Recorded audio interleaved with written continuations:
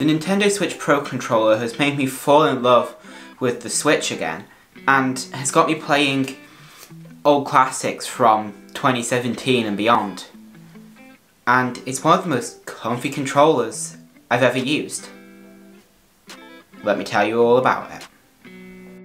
The Pro Controller is very expensive compared to some of the alternatives. However, it has all the nice-to-haves as well as the must-haves.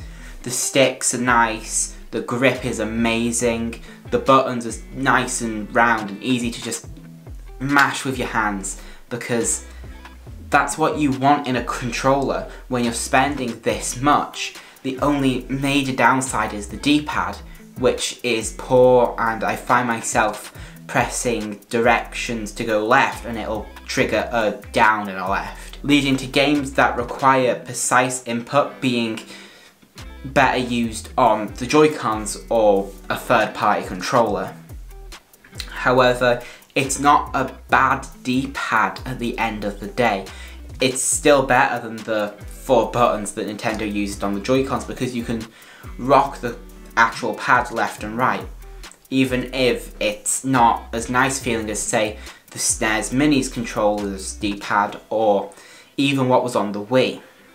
However, it does have a major advantage to the Joy-Cons, which is the sticks don't drift over time, which is one of the main reasons that I ended up being like, oh flip it, I'll buy it, because I am on my 4th pair of Joy-Cons in 4 years. That's unacceptable.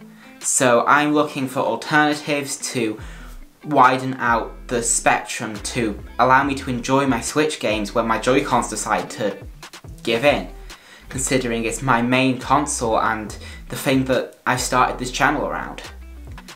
But with that price being so high and alternatives coming out left, right and centre,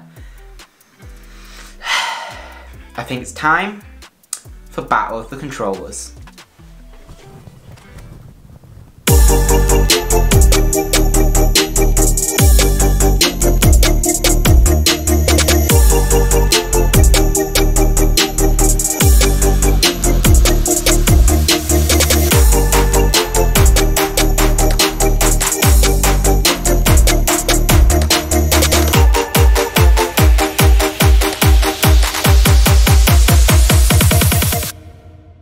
First up on the chopping block is the Yoshi PowerA Wired Pro Controller. This controller I bought a few years back and have had plenty of experience to tell you what you need to know about it. It's cheap and has robust enough construction. It's got quite a soft grip that leaves your hands feeling like there should be a little more. The D-pad, however, is leagues above the Pro Controller in so many ways. And the fan service of the design with Yoshi and little embossed controller background pieces are just amazing. However, the back triggers feel mushy and the shoulder buttons are clicky but not to the point of being nice to click.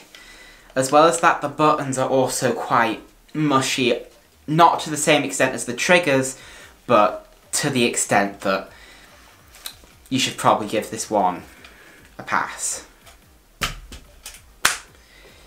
So, out of that one, I'd probably give it a 6, compared to the Switch Pro Controller, which is a 9 out of 10, only being brought down by that lackluster D-pad.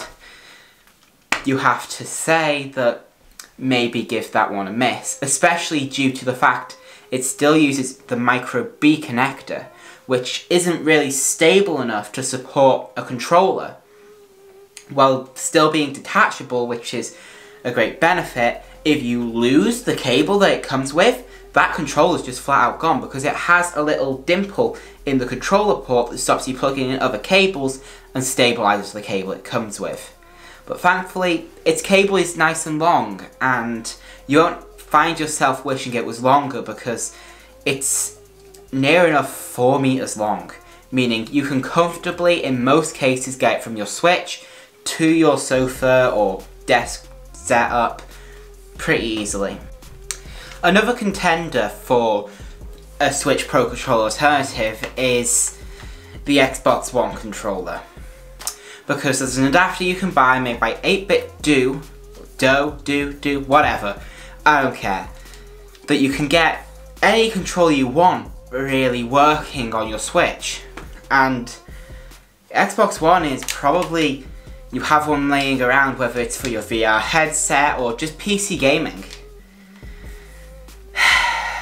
Xbox. The triggers, amazing. The analog, which is something Nintendo doesn't even seem to bother with since the Gamecube. And your D-pad leagues above even the best that I can find under 70 quid. Probably inside of 8-Bit Do, they make some excellent controllers. But the sticks are terrible.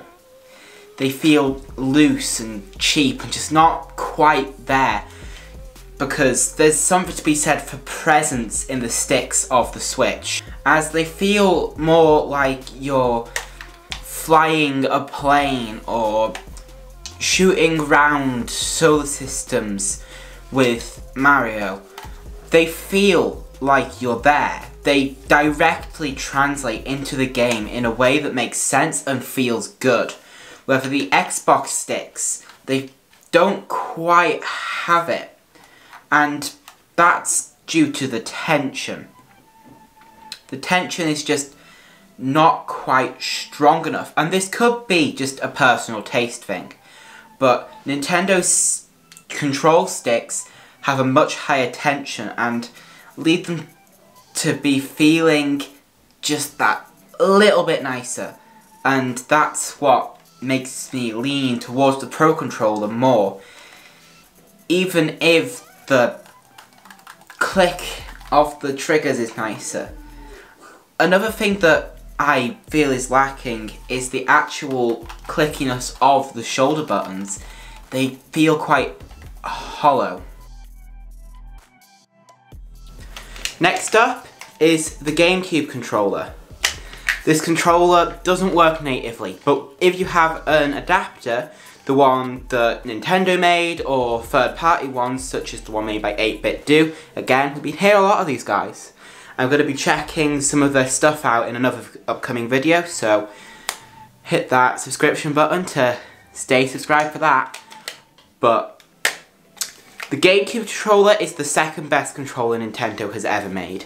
It does have issues, and it isn't the best in a lot of ways, but the grip has held up nicely, and it's another one of those controllers that I can just hold properly with my fingers resting where they're intended to rest, which is something that I can't say for the Xbox controller, the PlayStation controller, or even my 3DS. This controller does have issues, however.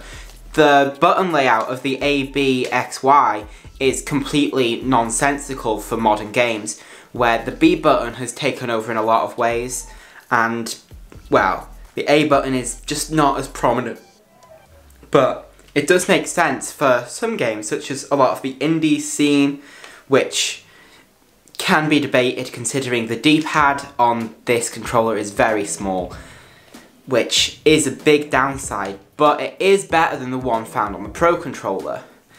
But they are still rather expensive and do have this big old cord and strange foreign plug, which can be a deal breaker for a lot of people.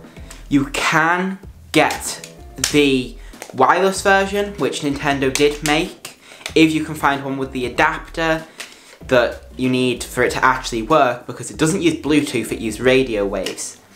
However, it's probably, if you're not playing a lot of 2D games and you're mainly playing Nintendo games and are a fan of Smash Bros, pick yourself up a Gamecube controller. They're nice to have in general, and if you own a Wii and you get an original one, you can use that to play some amazing gems such as the original Animal Crossing, Super Smash Bros. Melee, and even you can use it on an emulator to play Skies of Arcadia, which we all know no one who in the right mind is going to buy.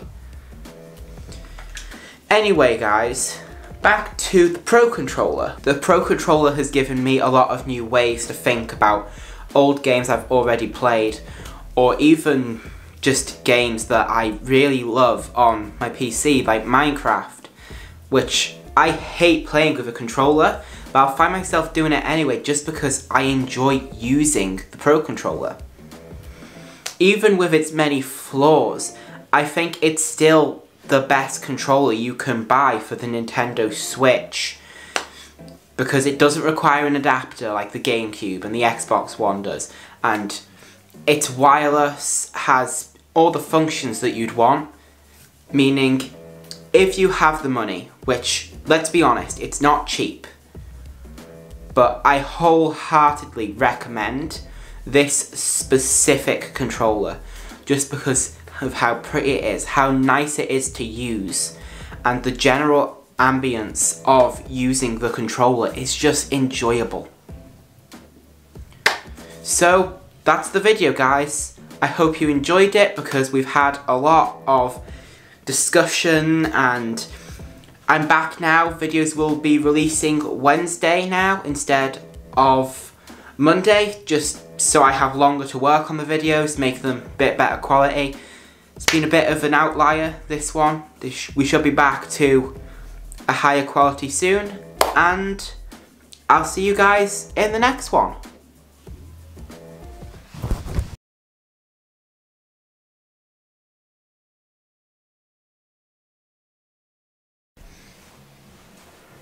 Well, that's a bust.